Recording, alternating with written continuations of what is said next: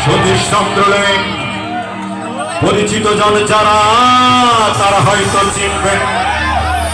বীর সাহেবের বাড়ি বলেই বীর সাহেবের বাড়ি বলেই এলাকার লোক ডাকত।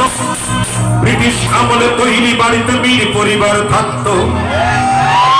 কলেজে যাবার পথেই আমি দেখতাম শুধু চেয়ে, হঠাৎ দেখি এই বাড়িতেই পরীর মতো মেয়ে। এই যে এখানে অনেক মুরব্বীরা বসে আছে, তারা পরিষ্কার শুনতে পারে না। আবার একটি ঘটনা ঘটছে এখানে, মুরব্বীরা মনে মনে বলছিল ছেলেটা সহ আমাদের এখানে ফুলাফানগুলো কত বেয়াত, প্রেমের কথা মঞ্চ সরাসরি বলে, কিন্তু আমরা একটু বিশ্বাস করতে পারি না। যাদের আজকে চুলদাড়ি থেকে গেছে তারাও একদিন কিন্তু এরকম ধরা খাইছে,